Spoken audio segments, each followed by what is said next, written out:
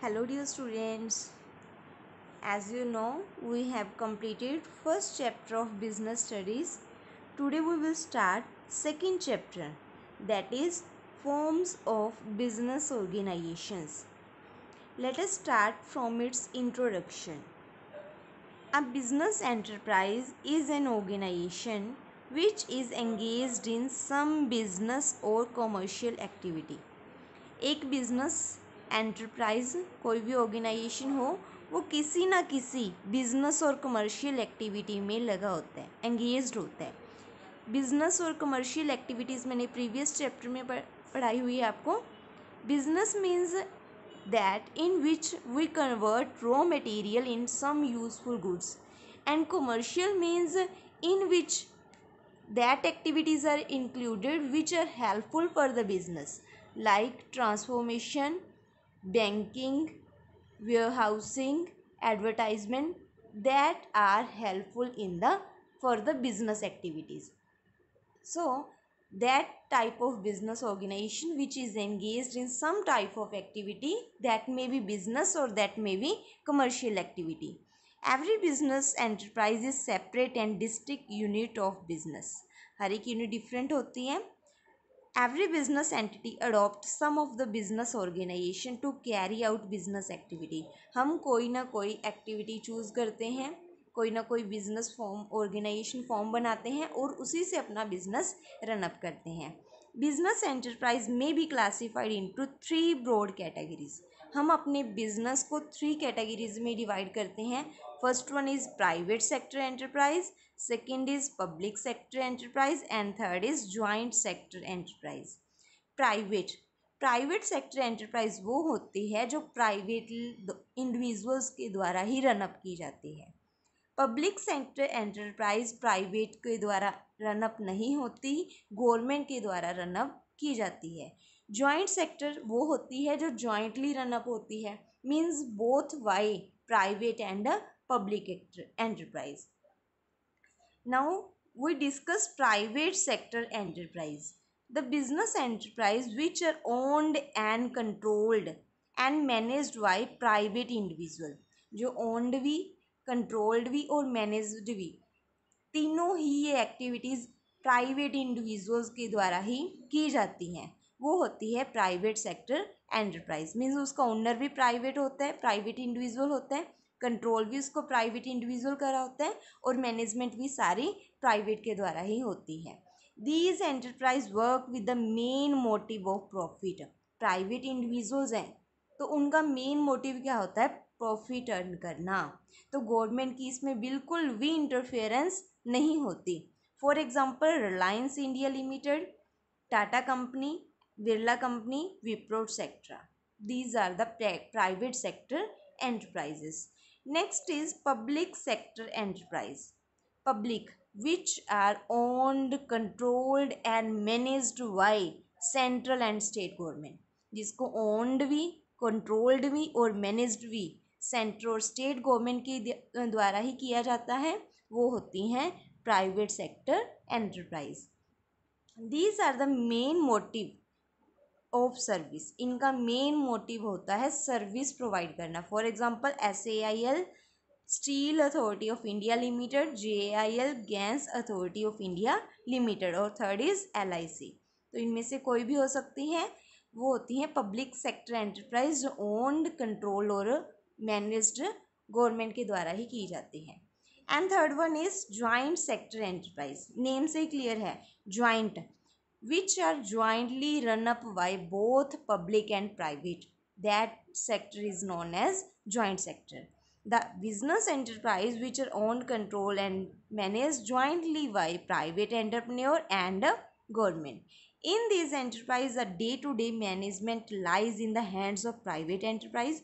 जो भी day to day activities होती हैं वो तो प्राइवेट एंटरप्रेन्योर्स ही उसको हैंडल करते हैं, बट फुल कंट्रोल जो बात ओवर सुपरविज़न करनी होती है, कंट्रोल करना होता है, वो कौन करता है? गवर्नमेंट करती है. Which are day to day activities are in the hand of private entrepreneurs and government control and supervision. वाइट्स member of board of directors, और कंट्रोल ऑफ गवर्नमेंट कौन करता है? गवर्नमेंट के द्वारा। फॉर एग्जांपल मारुति उद्योग लिमिटेड एंड कोचिन रिफाइनरीज। अब आगे रजे next topic, forms of private sector enterprise. देखो प्राइवेट मीन्स हम प्राइवेट हाउस होल्ड के द्वारा जो प्राइवेट सेक्टर्स होते हैं उनकी भी आगे सब क्लासिफाइड, उनको डिवाइड किया जाता है। First one is sole proprietorship and second is joint Hindu family, third is partnership, fourth is cooperative society and fifth last one is company. Today we discuss about sole proprietorship.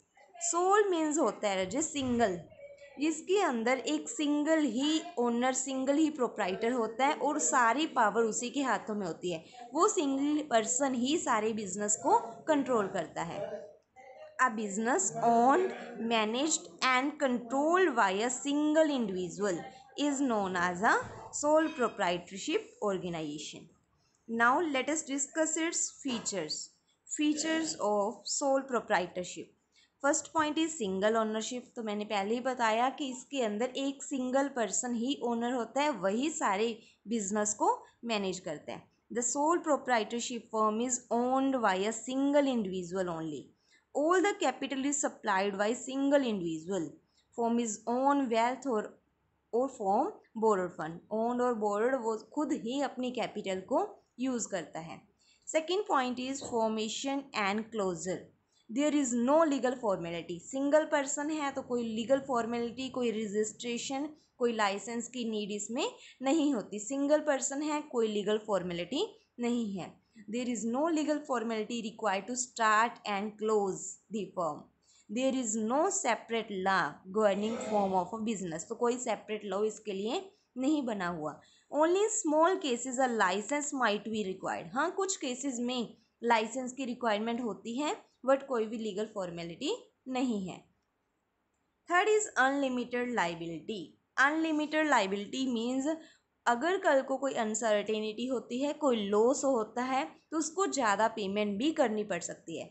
मान लो अगर partnership है, 5 और 6 members मिलके काम कर रहे हैं, तो उसमें लाइबिलिटी लिमिटेड होती है। मान लो सभी मेंबर्स ने 2 लाख इन्वेस्ट किया, तो वो लाइबिलिटी लिमिटेड रहेगी। बट सोल प्रोप्राइटरशिप है, सिंगल पर्सन है, कल को कोई भी लॉस होता है, कोई भी अनसर्टेनिटी होती है, तो सारी लाइबिलिटी मीन्स सारी पेमेंट उसको खुद को ही करनी पड़ेगी। तो लाइबिलिटी क्या हुई रजी इसमें? Unlimited. In sole proprietorship firm the proprietor is personally liable for all the debt of the business. जो भी कर्जा होएगा, डेट होएगा, उसके लिए वो पर्सनली लाइबल होएगा। Fourth point is individual risk bearing and profit recipient. अगर प्रॉफिट रिसीव होता है तो वो भी उसी का, और रिस्क होता है तो भी सारा उसी का। Individual risk bearing and individual he profit receive करता है। Fifth point is one man control. Obviously अगर सोल प्रोप्राइटर है, सिंगल मैन है, तो सारा कंट्रोल भी किसके हाथ में होगा? उसी सिंगल ओनर के हैंड्स में होगा। No separate legal entity. No separate legal entity का मीन्स कि बिजनेस और फर्म उसके हाउस से कोई डिफरेंट नहीं होती। तो अगर कल को कोई अनसर्टिनिटी आती है, लॉस आता है, तो वो अपने घर का पैसा भी उसमें इंक्लूड कर सकता है। A single proprietor has no legal entity. Separate कोई लीगल आइडेंटिटी नहीं होती।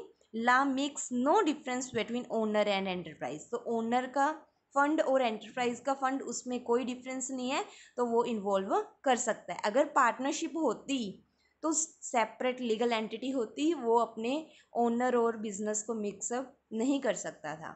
Seventh is lack of business continuity. तो बिजनेस कॉन्टीन्यूटी का ज़्यादा चल पाना मुश्किल होता है। क्यों? कल को अगर वो सिंगल पर्सन की डेथ हो जाती है तो बिजनेस क्या हो जाएगा? बंद। इंसॉल्वेंट हो गया तो भी बंद। ओके, तो इनकैपेसिटी पेमेंट नहीं कर पा रहा तो भी बिजनेस बंद। तो इसमें कॉन्टीन्यूटी की कमी होती है। Eighth point is small size. Small size होता है क्योंकि सिंगल पर्सन है तो उसके पास इतनी कैपिटल नहीं होती कि वो ज़्यादा टाइम रन अप कर सके, ज़्यादा पैसा इन्वेस्ट कर सके, ज़्यादा नॉलेज नहीं होती। तो बिजनेस का साइज क्या होता है? Always small. The soul proprietorship firm operates only a very small scale as all the funds are arranged by one person, total management are controlled by one person, a trader can arrange limited funds। तो एक trader ज़्यादा funds arrange नहीं कर पाता तो limited funds होते हैं और लिमिटेड ही एबिलिटी होती है। Therefore the scale of operation is generally limited। तो हम बोल सकते हैं जो साइज ऑफ बिजनेस होगा, साइज ऑफ ऑपरेशंस होगा, वो क्या होएगा, ऑब्वियसली लिमिटेड ही होएगा। आई होप आपको इसकी फीचर्स क्लियर होंगी। Next is